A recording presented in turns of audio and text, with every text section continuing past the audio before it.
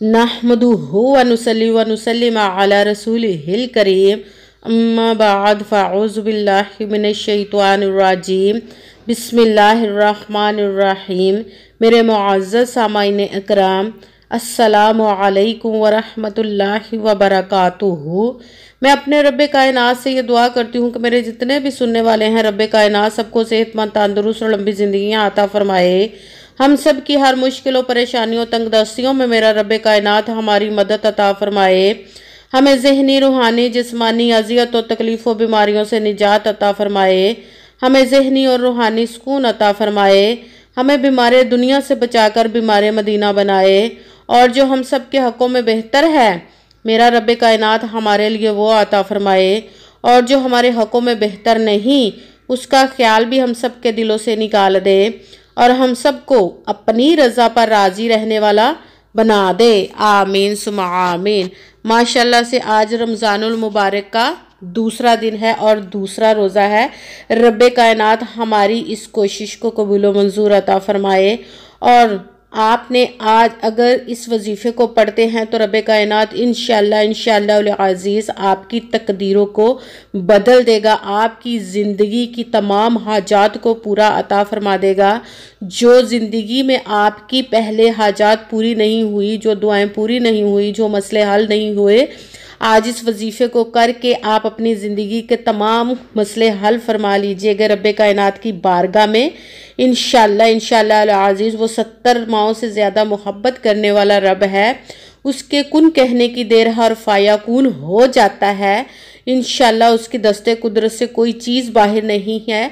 हमें मांगने का तरीका सलीका ही नहीं आता कि हम किस तरह अपने रब्बे कायनात से मांगे, क्योंकि हमारे ऐसे अमाल ही नहीं कि हम उससे अपनी हाजात पूरी करवा सके। रब्बे कायनात हमें बख्शे और हमारी बख्शिश अता फरमाए और हमें अपने बरगजीदा बंदे, अपने प्यारे बंदों में शुमार फरमाए। और आपने अगर वजीफ़े को करते हैं तो सबसे पहले आपने यकीन कामिल रखना है। कहते हैं कि यकीन कामिल होता है, पीर कामिल नहीं होता। और अच्छी नीयत रख के कीजिएगा कि रब्बे कायनात कुरान पाक में इरशाद फरमाता है इन्नमल अमालु बिन्नियात, कि जो अमलों का दारो मदार होता है वो नीयतों पर होता है। अगर हमारी नीयत अच्छी है तो हमारा अमल भी अच्छा होता है, और अगर हमारी नीयत ही अच्छी नहीं तो हमारा अमल भी अच्छा नहीं होता। चाहे हम जितनी मर्जी मेहनत कर ले, जितनी मर्जी कोशिश कर ले, हमें वो अजर वो फल नहीं मिलता। इसीलिए अच्छी नीयत रख के कीजिएगा। 5 वक़्त की नमाज की पाबंदी भी लाजमन रखिएगा। ये गैबी ख़जानों से दौलत लेने का बहुत ही ख़ास और मुजर्रब पावरफुल वजीफ़ा है। रब्बे कायनात के फरिश्ते गैबी ख़जानों के आप पर मुंह खोल देते। आपको समझ नहीं आती कि ये कहाँ से हमें दौलत मिल रही है। रब्बे कायनात जब भी अपने गैबी ख़जानों से इंसान को अता फरमाता है तो ऐसे ही अता फरमाता है कि इंसान की अकल वहाँ तक पहुँच ही नहीं सकती। अगर आप वजीफ़ा कर रहे हैं तो सबसे पहले कमेंट्स में अपना नाम और जहां आप रहते हैं उस जगह का नाम लाजमन लिखिएगा, ताकि मैं भी आप लोगों के लिए दुआ कर सकूं। और फिर वजीफ़े की भी आप लोगों को इजाज़त मिल जाएगी। और कमेंट्स में अल्लाह पाक का कोई सा भी एक नाम ज़रूर लिख दीजिएगा। और अगर वीडियो अच्छी लगे तो इसको लाइक ज़रूर कीजिएगा और आगे भी शेयर कर दीजिएगा, ताकि किसी दूसरे को हमारी वजह से फ़ायदा पहुंचे तो हमारे लिए सदका जारिया बन जाए। और जो नए हैं इस चैनल पर, इस चैनल को सब्सक्राइब ज़रूर कर लें और बेल आइकन को भी दबा लें, ताकि मेरी अगली आने वाली वीडियो आप तक पहुंच सके। और अगर कोई मुझसे किसी मसले के बारे में इस्तिहारा करवाना चाहते हैं, या किसी काम का हिसाब लगवाना चाहते हो, या कि किसी काम के लिए वजीफ़े का पूछना चाहते हो, या महफिल पाक के लिए बुलवाना चाहते हो, या कि कुरान पाक ऑनलाइन पढ़ना चाहते हो, तो व्हाट्सएप का नंबर वीडियो पर चल रहा है, आप लोग मुझसे रब्ता कर सकते हैं। अगर कोई मेरे भाई या बुज़ुर्ग मुझसे रब्ता करना चाहते हैं तो व्हाट्सएप पर वॉइस मैसेज करके मुझे अपना मसला बता सकते हैं। अगर बहनें या माएँ मुझसे रब्ता करना चाहती हैं तो वो व्हाट्सएप पर वॉइस कॉल करके मुझसे बात कर सकती हैं, अपना मसला बता सकती हैं। आपने वीडियो को पूरा सुन के समझ के फिर वजीफ़े को करना, ऐसा ना हो कि कोई बात रह जाए और फिर वजीफ़ा ठीक ना हो। आपने अपनी तरफ से ना तो वजीफ़े में कोई कम करना, ना ही ज़्यादा बढ़ा कर पढ़ना है। अगर हम अपनी तरफ से कोई कम या ज़्यादा भी कर देते हैं तो हमारा वजीफ़ा वो ठीक नहीं होता, हमें वो अजर वो फल नहीं मिलता। इसलिए जिस तादाद और जिस तरतीब के साथ मैं आप लोगों को वजीफ़ा बताने लगी हूँ, उसी तादाद और उसी तरतीब के साथ आपने वजीफ़े को करना है, ना कम करना है ना ज़्यादा करना है। किसी भी वक्त आज के दिन इस वजीफ़े को कर सकते हैं, किसी भी जगह पर बैठकर कर सकते हैं, घर में, ऑफिस में, मदरसे में, मस्जिद में, दुकान पे, दफ्तर पे, कहीं पे भी बैठकर आप इस वजीफ़े को कर सकते हैं। मगर जब वजीफ़ा करने लगे तो बिल्कुल खामोशी, तवज्जो, सुकून के साथ करना है। वजीफ़े के दरमियान ना तो आपने किसी से बात करनी है, ना ही उठना, ना ही फ़ोन इस्तेमाल करना है। पूरा वजीफ़ा करके ही आपने बात करनी है। ये इतना लंबा भी नहीं वजीफ़ा, इतना टाइम नहीं लगेगा और हमारे ज़िंदगी के इतने बड़े मसला हल हो जाएगा। सबसे बड़ा मसला आज के दौर में दौलत का है। अगर दौलत है तो कोई मसला नहीं लगता। इसीलिए आपने इस वजीफ़े को सुकून, तवज्जो और इत्मीनान के साथ करना है। आपने जब वजीफ़ा करने लगना है, सबसे पहले वज़ू होकर बैठ जाना है और आपने एक मरतबा दुरूद पाक पढ़ना है। कोई सा भी दुरूद पाक पढ़ सकते हैं, मगर बेहतर है कि जो नमाज में दुरूद पाक पढ़ा जाता है, दुरूद इब्राहिमी, वो एक मरतबा दुरूद पाक पढ़ के अपना वजीफ़ा शुरू कर लें। सबसे पहले नंबर पर जो वजीफ़ा पढ़ना है वो है खुदा पाक का इस्म मुबारक है, उसको आपने या रहमानू या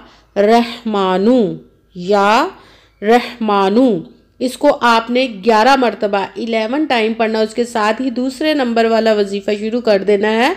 दूसरे नंबर पर सबसे पहले आपने एक मरतबा बिस्मिल्लाहिर्रहमानिर्रहीम पढ़नी है। उसके साथ ही एक मरतबा सूरह कौसर पढ़नी है। इन्ना अतैना कल कौसर फसल्लि लिरब्बिका वनहर इन्ना शानिअका हुवल अबतर।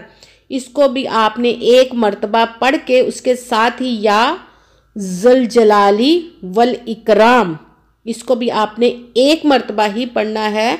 और जब ये दोनों एक एक मरतबा पढ़ लिए तो फिर आपने दोबारा से एक मरतबा बिस्मिल्लाह शरीफ पढ़ के सूरह कौसर पूरी पढ़नी है। उसके साथ ही आप फिर दोबारा से या ज़ल जलाली वल इकराम पढ़ लेना। 2 मरतबा हो गया। तीसरे नंबर पर जब आपने पढ़ना है, फिर आपने एक मरतबा बिस्मिल्लाह शरीफ पढ़ के सूरह कौसर को पूरा पढ़ना है और एक मरतबा ही उसके साथ या ज़ल जलाली वल इकराम पढ़ना है। ये 3 मरतबा हो जाएगी सूरत कौसर और 3 मरतबा ही या ज़ल जलाली वल इकराम पढ़ा जाएगा। जिस तरतीब के साथ मैं आप लोगों को बता रही हूँ, ध्यान के साथ सुन के समझ के फिर वजीफ़े को करना है। आपने सबसे पहले एक मरतबा दुरूद पाक पढ़ा, उसके साथ ही या रहमानू आपने 11 मरतबा 11 टाइम पढ़ा। उसके साथ ही एक मरतबा आपने बिस्मिल्लाह पढ़ के एक मरतबा सूरह कौसर पूरी पढ़नी है। उसके साथ ही या ज़ल जलाली वल इकराम आपने पढ़ना, ये एक मरतबा हो गया। दूसरी मरतबा फिर आपने एक मरतबा बिस्मिल्लाह शरीफ पढ़ के सूरह कौसर को पढ़ना। उसके साथ ही या ज़ल जलाली वल इकराम पढ़ के ये 2 मरतबा हो गया। फिर तीसरी मरतबा आपने बिस्मिल्लाह शरीफ पढ़ के सूरह कौसर को एक मरतबा पढ़ना। उसके साथ ही या ज़ल जलाली वल इकराम एक मरतबा पढ़ लिया। 3 मरतबा हो गया ये। अब आपने एक मरतबा दुरूद पाक पढ़ना है। जो दुरूद पाक आपने वजीफ़ा शुरू करने से पहले पढ़ा था, वही दुरूद पाक पढ़ के आपने दोनों हाथों को रब्बे कायनात की बारगाह में बुलंद कर लेना है और अपने गुनाहों की सबसे पहले तो माफ़ी मांगनी है रब्बे कायनात से। और फिर आपने जिस मकसद, जिस हाजत के लिए इस वजीफ़े को किया, उसकी खूब दुआ कीजिएगा और दुआओं में मुझे भी लाज़मी याद रखिएगा, मेरे लिए भी दुआ कीजिएगा। जज़ाकल्लाहु खैरा। रब्बे कायनात से दुआ है कि जिस मकसद, जिस हाजत के लिए आपने इस वजीफ़े को किया, रब्बे कायनात अपने प्यारे महबूब के सदक़े, इस प्यारे प्यारे माह मुबारक की बरक़ात की सदक़े से आपकी तमाम हाजात को पूरा अता फ़रमाए, आपकी तमाम मुश्किलों परेशानियों को दूर अता फ़रमाए। आमीन सुम्मा आमीन। अस्सलामु अलैकुम व रहमतुल्लाहि व बरकातुहू।